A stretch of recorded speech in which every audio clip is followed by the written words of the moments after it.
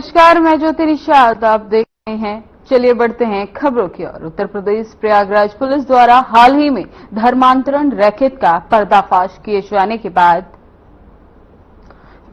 Conversion को रोकने के लिए योगी सरकार ने कड़ा रुख अपनाया है। योगी सरकार ने धर्मांतर को रोकने के लिए धर्मांतरण विधेयक में संशोधन कर इसे और सख्त बनाया है।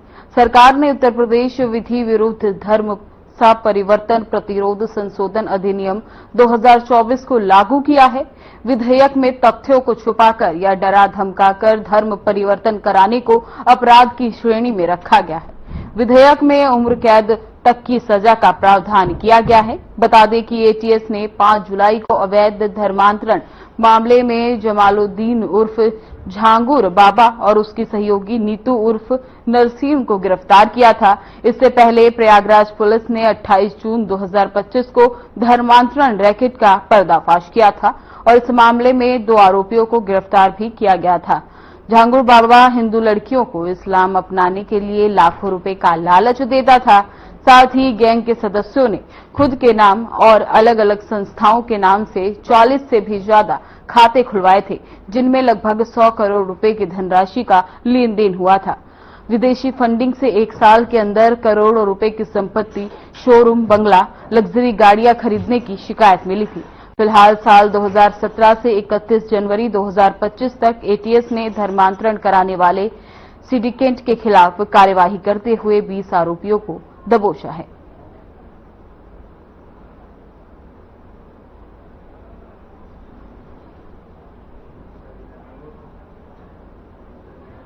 दिनांक 28 जून को थाना फूलपुर पर ग्राम लिलहट निवासिनी श्रीमती गुड्डी देवी द्वारा एक तहरीर थाने पे दी गई, जिसमें उनके द्वारा सूचना दी गई कि दिनांक 8 मई को लिलहट की ही रहने वाली दरकशा बानो पुत्री मोहम्मद इस्माइल उम्र 19 वर्ष द्वारा पहला पोशाक कर व पैसों का प्रलोभन देकर उसकी 15 वर्षीय नाबालिग लड़की को धर्म परिवर्तन कराने के उद्देश्य से केरल ले जाया गया तथा इस संबंध में थाना फूलपुर पर सूचना देने पर अज्ञात नंबर से फोन करके गाली गलौज व जान से मारने की धमकी दी। इस सूचना पर सहायक पुलिस आयुक्त फूलपुर द्वारा पीड़िता के घर पर जाकर उससे वार्ता की गई तथा घटनाक्रम और घटनास्थल का निरीक्षण किया गया। पीड़िता के आवास पर सुरक्षार्थ पुलिस बल लगाया गया है। जांच से यह निकलकर आया कि 8 मई को दरकशा बानो नाबालिग लड़की को जबरन धर्म परिवर्तन कराने के उद्देश्य से पहला फुसलाकर व प्रलोभन देके घर से लेकर गई, जिसमें उसका साथ मोहम्मद कैफ निवासी फूलपुर ने दिया, जो उनको मोटरसाइकिल से प्रयागराज जंक्शन तक छोड़ने गया। इस दौरान कैफ ने पीड़िता के साथ छेड़खानी की भी घटना की थी। प्रयागराज जंक्शन से दरकशा बानो नाबालिग लड़की को अपने साथ दिल्ली लेकर गई, फिर वहां से केरल में त्रिशूर तक लेकर गई। इस संबंध में पीड़िता द्वारा आरोप लगाया गया है कि केरल में दरकशा बानो द्वारा उसको वहां कुछ संदिग्ध लोगों से मिलवाया गया, जिन्होंने उसको पहले पैसों का प्रलोभन दिया, बाद में जबरन धर्म परिवर्तन करवाया और वहां रुककर जिहाद के लिए सिखलाई का दबाव बनाया। यह सब देखकर वह घबरा गई तथा वहां से किसी तरह से बचकर भागी और रेलवे स्टेशन त्रिशूर पर पहुंची, जहां पर स्थानीय पुलिस द्वारा उसको देखा गया और उसके परिजनों को सूचित किया गया और सीडब्ल्यूसी केरला में रखा गया। सूचना प्राप्त होने पर परिवारजनों द्वारा थाना फूलपुर पुलिस के सहायता से लड़की को केरल से वापस घर लाया गया और थाना फूलपुर पर 28/6/25 को कार्रवाई हेतु प्रार्थना पत्र दिया गया, जिसपे सुसंगत धाराओं में अभियोग पंजीकृत किया गया है। इसमें नामित आरोपी दरकशा बानो और मोहम्मद कैफ निवासी थाना फूलपुर को पुलिस द्वारा गिरफ्तार कर लिया गया है तथा आवश्यक विधिक कार्रवाई की जा रही है। प्रथम दृष्टया यह विदित होता है कि आरोपी दरकशा बानो एक संगठित गिरोह के साथ शामिल है, जो गरीब एवं दलित लड़कियों को बहला फुसलाकर उनका ब्रेन वॉश करके धर्म परिवर्तन कराकर आतंकवादी देश विरोधी गतिविधियों में लिप्त कराने का कार्य करती है। इस संबंध में और आरोपियों के संबंध में सभी पहलुओं पर गहनता से जांच की जाए।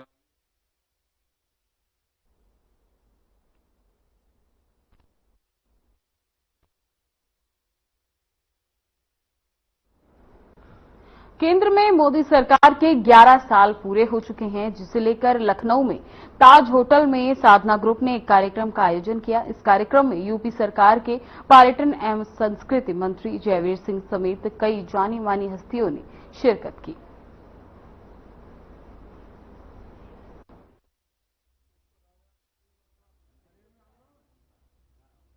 तो आज हम अपने कार्यक्रम की शुरुआत जो है वो शंखना से ही करेंगे।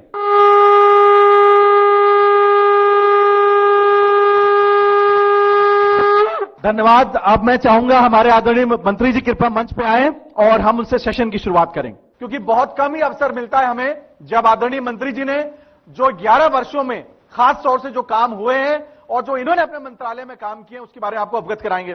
मंत्री जी, आपका सबसे पहले बहुत बहुत स्वागत है साधना समूह के इस आयोजन में, और आपने अपना समय दिया उसके लिए हम पूरी आत्मा से आपका बहुत बहुत धन्यवाद देते हैं। और हम चाहेंगे कि कार्यक्रम की शुरुआत करें। 11 सालों के लिए कि में जो काम हुए हैं उसके बारे में हमारे दर्शकों से प्लीज बताएं।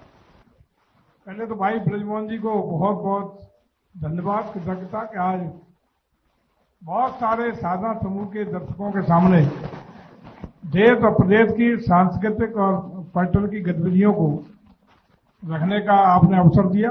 आपका बहुत बहुत आभार, धन्यवाद। जैसा कि सब लोग अवगत हैं कि 2017 से पहले उत्तर प्रदेश की पहचान बीमारू राज्य के रूप में, दंगाई प्रदेश के रूप में, आतताइयों के रूप में जानी जाती थी। स्थिति यहां तक थी कि न प्रदेश में कोई निवेशक अपने निवेश को राजी होता था। विदेश छोड़ दो, अपने उत्तर प्रदेश के रहने वाले भी जो बड़े औद्योगिक घराने थे वो भी अपना निवेश उत्तर प्रदेश में करने के लिए राजी नहीं थे। गांव की कनेक्टिविटी हो, शहरों की कनेक्टिविटी हो, या प्रदेश से जो महत्वपूर्ण मार्ग है उनकी कनेक्टिविटी हो, जीट सीट टूटी फूटी सड़कों से प्रदेश की पहचान थी। बिजली में आपूर्ति में माना जाता था कि कब बिजली आई ये महत्वपूर्ण था, जाने का कोई समय नहीं। बिजली जाती ही थी, थोड़ी बहुत बिजली की उपलब्धता थी। जो पीड़ता था वही जेल जाता था, अपराधी थाने चलाने का काम करता थे। बल्कि सरकार के गिने चुने हर जिले में एक सुपर सीएम बना रखे थे जो पूरी सारी पावर वहां के प्रशासन की एक्सरसाइज करते थे। उन्हीं के इशारों पर उत्पीड़ित होने वाले व्यक्ति के साथ अन्याय होता था। सर, सबसे पहले तो आपका बहुत बहुत धन्यवाद। आज सौभाग्य है हमारे लखनऊ में आज आप मौजूद हैं। बात हो रही है सर आदरणीय प्रधानमंत्री श्री नरेंद्र मोदी जी के तीसरे कार्यकाल के पहले वर्ष की और 11 वर्षों के कार्यकाल की केंद्र सरकार में और पूरे देश में। सर, क्या कहना चाहेंगे सर आप? देखिए, मेरा अभी कुछ दिन पहले दैनिक जागरण और हिंदुस्तान अखबार में इस पे लेख भी मैंने लिखा था कि पिछले 11 साल में देश को जो एक करिश्माई, एक निर्णय लेने वाला, कठिन निर्णय लेके और उसको इम्प्लीमेंट करने वाला, और जो पूरी दुनिया में देश को एक आर्थिक सामरिक ताकत बनाने की जो सोच रखने वाला हमारा जो नेतृत्व है माननीय प्रधानमंत्री नरेंद्र मोदी जी के रूप में, वो एक अद्भुत है। और जो एक निष्क्रिय प्रशासन था, जो एक निष्क्रिय प्रशासन था 11 वर्ष पहले, उसको उन्होंने पूरी उसी मशीन को, देखिए ये कोई उन्होंने मशीन नहीं बदली, सिर्फ जो उनकी एक टीम थी वो चेहरे बदले, इंस्टीट्यूशन वही रहे, संस्थाएं वही रहीं। उन्हीं संस्थाओं से उन्होंने एक नेतृत्व दिखाकर, एक निर्णय लेने की क्षमता दिखाकर आज इतना बड़ा परिवर्तन किया है।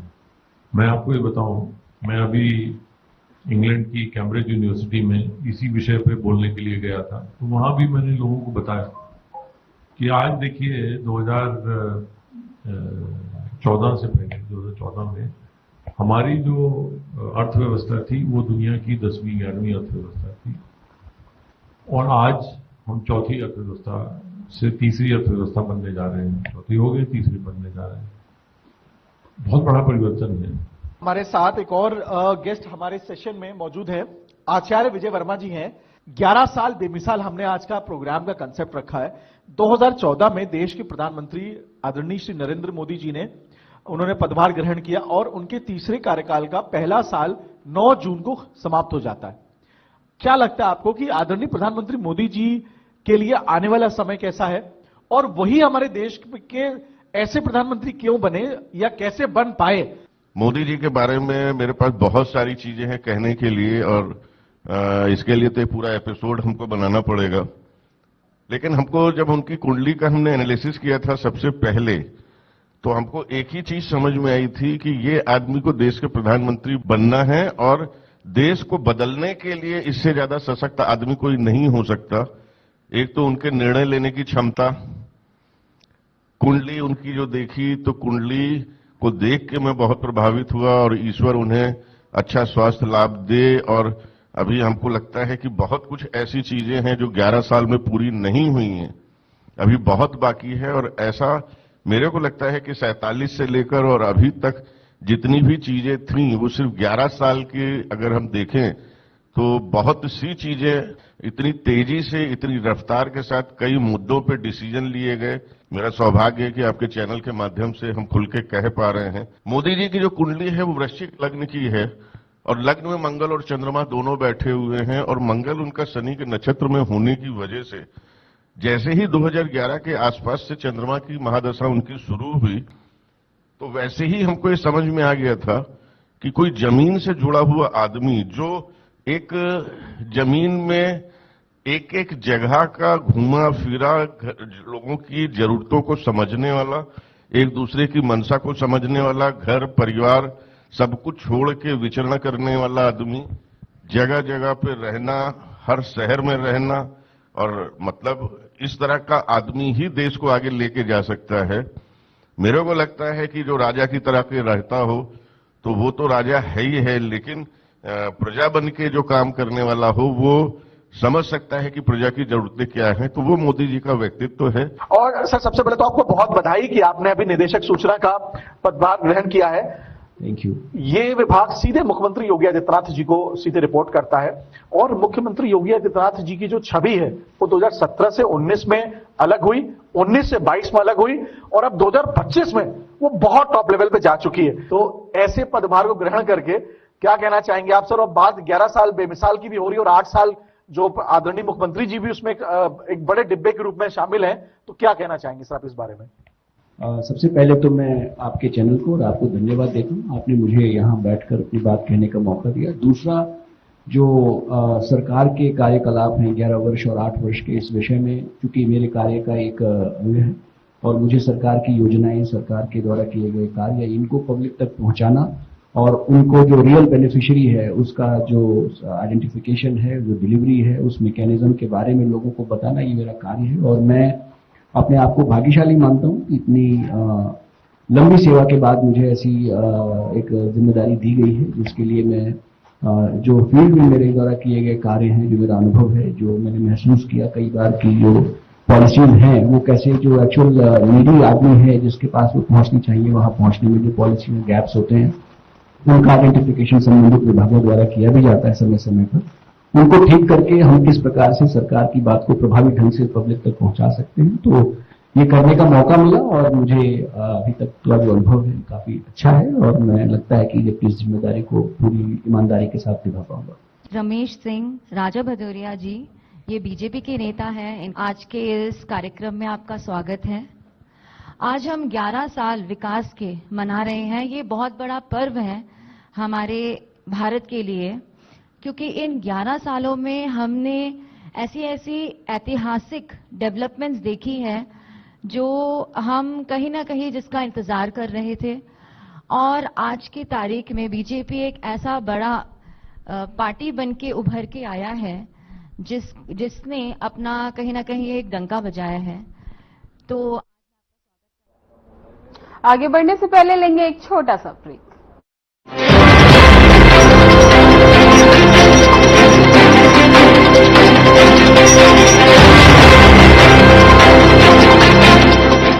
यशस्वी प्रधानमंत्री नरेंद्र मोदी जी के संकल्प सबका साथ सबका विकास को माननीय मुख्यमंत्री योगी आदित्यनाथ जी ने सामाजिक एकता एवं समरसता के उच्चतम मानदंडों के साथ बनाया है यूपी सरकार का मूल मंत्र। परिणाम स्वरूप 2017 के बाद उत्तर प्रदेश में सभी को मिले बिना किसी भेदभाव के रोजगार के समान अवसर एवं योजनाओं के लाभ। 8.5 लाख से अधिक सरकारी और 3,75,000 से अधिक संविदा पर नौकरी पाने वाले जहां निष्पक्ष और पारदर्शी प्रक्रिया के साक्षी बने, वहीं अनुसूचित जाति, जनजाति, पिछड़े एवं निम्न आय वर्ग के अभ्यर्थियों को मिला आरक्षण का संपूर्ण लाभ। प्रधानमंत्री गरीब कल्याण अन्न योजना, प्रधानमंत्री आवास योजना और जल जीवन मिशन से लेकर मुख्यमंत्री युवा स्वरोजगार और एक जनपद एक उत्पाद जैसी विभिन्न योजनाएं यूपी में अंत्योदय से सर्वोदय का सपना कर रही हैं साकार। काम दमदार, डबल इंजन सरकार। लोग सेहत बनाने के लिए क्या क्या नहीं करते, जिम जाते हैं, कसरत करते हैं, काजू बादाम प्रोटीन के डिब्बे तक घोल घोल कर पीते हैं, फिर भी उनकी सेहत नहीं बनती क्योंकि उनका पाचन तंत्र खराब है। और जब तक के पाचन तंत्र दुरुस्त नहीं होगा, वो जितना मर्जी अच्छे से अच्छा खा ले, उनकी सेहत नहीं बन सकती। इसलिए हमारी संस्था सन्यासी आयुर्वेदा ने एक ऐसी दवा का निर्माण किया है जो कि आपके लिवर को, आपके पाचन तंत्र को दुरुस्त करने का काम करती है, ताकि आप जो भी खाएं उसका पूरे का पूरा निचोड़ आपके शरीर को लगे, आपकी भूख बढ़े, खाया पिया सही से लगे, नया खून बने, हड्डियों में जान आए, वजन बढ़े और आप मोटे तगड़े खूबसूरत पर्सनैलिटी के मालिक बन जाए। सिर्फ 699 रुपए की पूरे 1 महीने की दवा होती है और आप इसे घर बैठे 01145454545 पर फोन करके दवा मंगवा सकते हैं।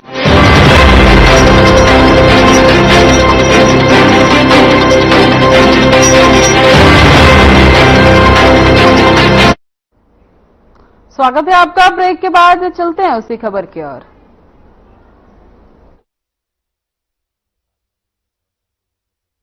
बधाई देता हूं इस कार्यक्रम को करने के लिए।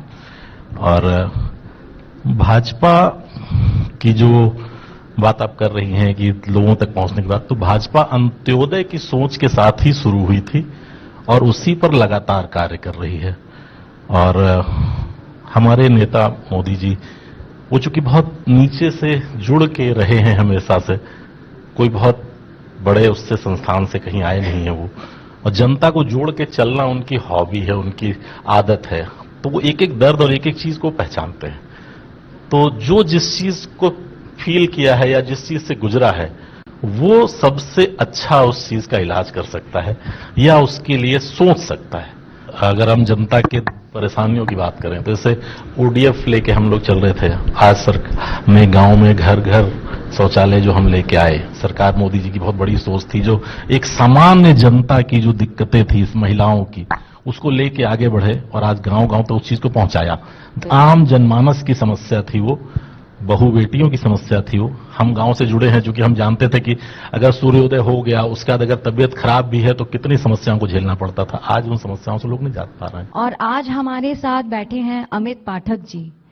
ये मेदांता हॉस्पिटल के एडमिनिस्ट्रेशन को पूरी तरह से देखते हैं और इनसे बढ़िया गेस्ट हमारे साथ आज नहीं हो सकता, जो विकास मेडिकल, स्पेशली मेडिकल में जो विकास हो रहा है उसके बारे में बात कर सके। इससे पहले कि मैं उनसे कुछ सवालात करूं, मैं चाहती हूं कि वो अपने बारे में कुछ बताएं। नमस्कार, साधना चैनल को बहुत बहुत धन्यवाद मेरी तरफ से, ब्रजमोहन जी को और आपको। मैं एक एविएशन इंडस्ट्री से मैं आता था पहले। जेड एयरवेज में मैंने 21 साल काम किया और वहाँ पर मैं स्टेशन को हेड करता था लखनऊ को, और जेड एयरवेज को भी मैंने स्टार्ट किया लखनऊ में। वहाँ पर डॉक्टर त्रेहन से ये प्रेरणा मिली कि मैं हेल्थ इंडस्ट्री ज्वाइन करूं, और वहाँ से फिर मैं मेदांता लखनऊ को ज्वाइन किया। अभी 8 साल हो गए हैं। और जैसे ही हमने ज्वाइन किया था 17 में, आई थिंक 19 में हम लोग एक भारी समस्या जो कोविड थी उसमें फंस गए थे हम लोग, और उसको somehow we have manage well.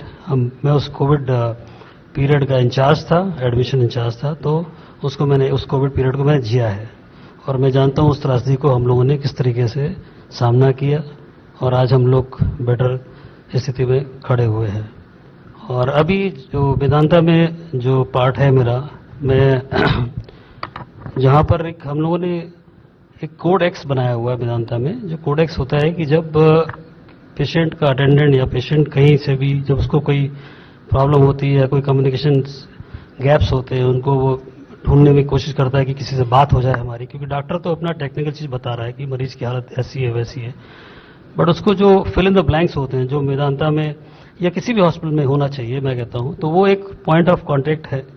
वो है मेरा एक छोटा सा ऑफिस है जहाँ पर एवरीबडी इज वेलकम्ड। वहाँ पर मैं हर चीज़ उनको ब्रीफ करता हूँ, मेडिकली नॉन मेडिकली जो भी मदद होती है मैं करता हूँ।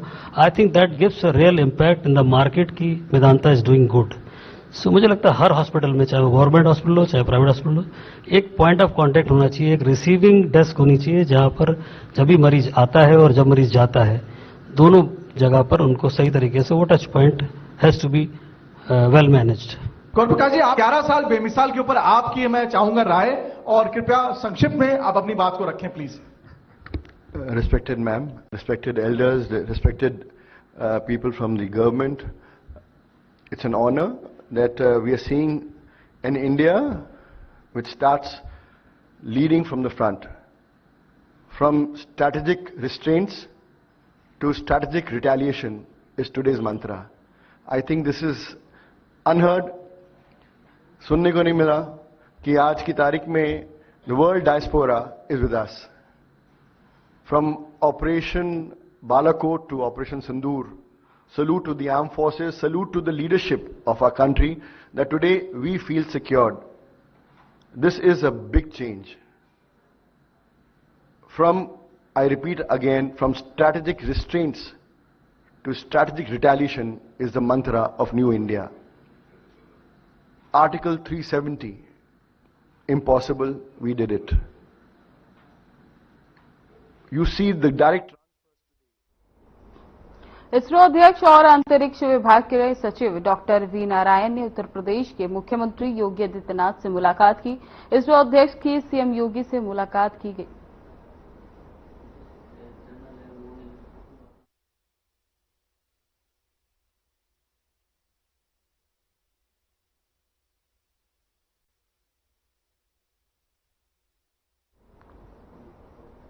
फिलहाल के लिए इस बुलेटिन में बस इतना ही। बने रहें हमारे साथ, तब तक के लिए नमस्कार।